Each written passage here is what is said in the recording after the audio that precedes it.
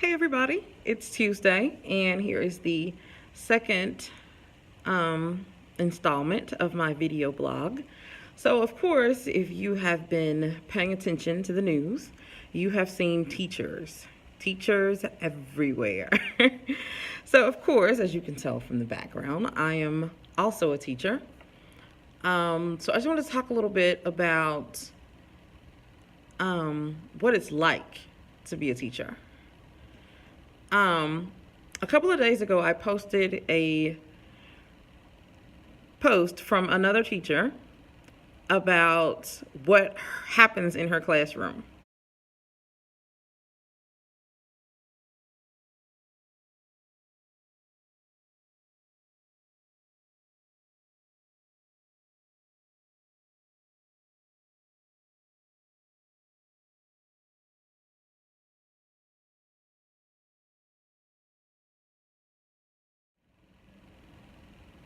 So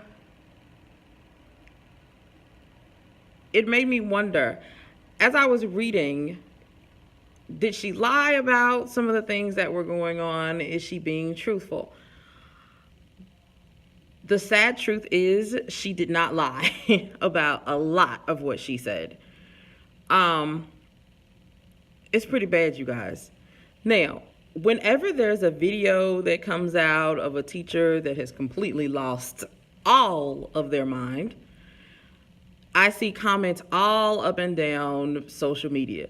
Oh my God, it couldn't have been my child. If it was my child, I would blah, blah, blah, blah, blah, blah, blah, blah.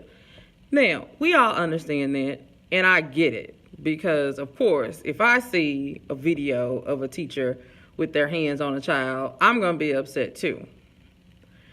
But what has been noticeably different is that I haven't seen very much on my timeline from these same people supporting teacher pay. Go figure. That teacher showed how her books had been treated. I have coworkers right now who will not let their classes read novels simply because the students destroy the books. I mean, just tear them up just for no reason. I have coworkers where they have to lock all of their doors because the kids go through their things, their desks, the closets that are next to the room, the common areas for the other teachers. The kids just feel like, okay, well, I'm gonna go on up in here, you know. She talked about student failure. I can honestly say that I know people who have had students who just flat out refuse to do any work, just any work, nothing. And at the end of the 6 weeks, they are asked, why did this child fail? Nobody asked the student why they failed. They asked the teacher. And then in certain districts, you have to fill out a stack of paperwork explaining why these students failed. Now, okay, I'm a teacher, and I understand that with this job comes, a microscope. But at some point, you got to realize it isn't the teacher. It's got to be the kid, because I can't beat them to get them to do the work.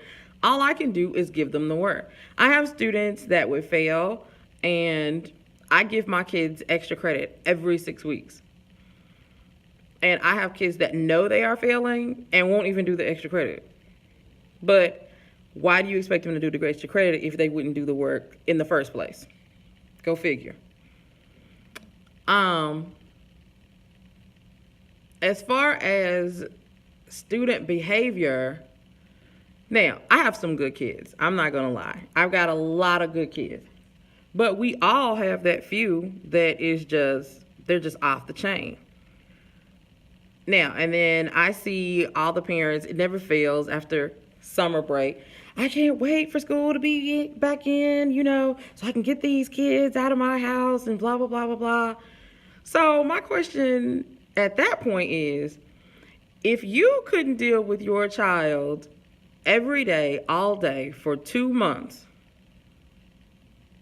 what makes you think that I'm not going to have bad days when I deal with your child and hundreds of other people's children for 10 months, all day, every day, except for Saturday and Sunday? I mean, we're people. We go through things. I mean, there is a lot going on with being an educator.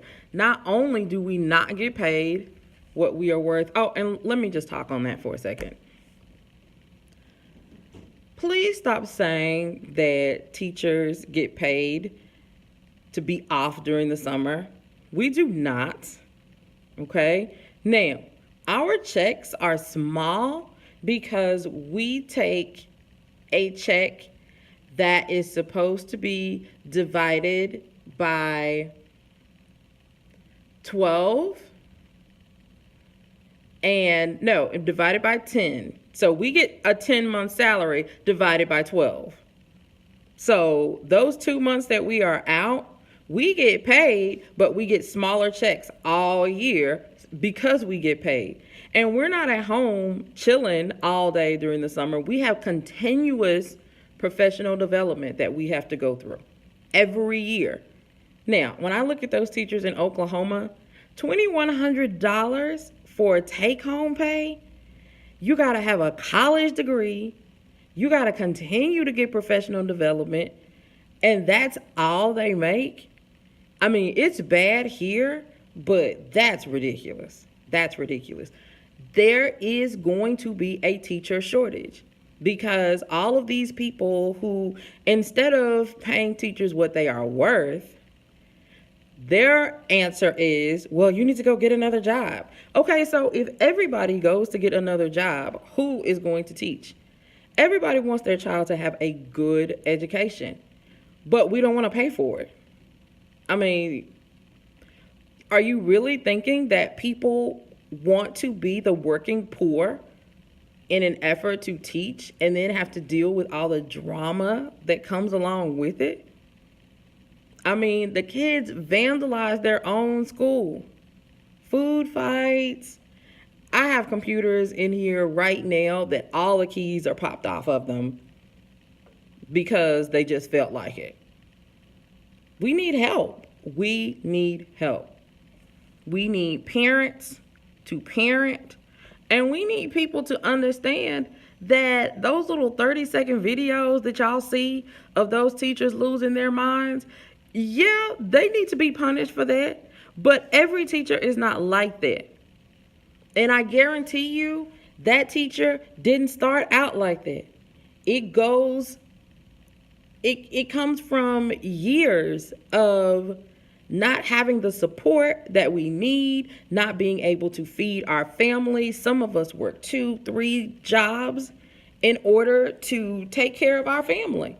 So combine that with having to deal with some students that are unruly.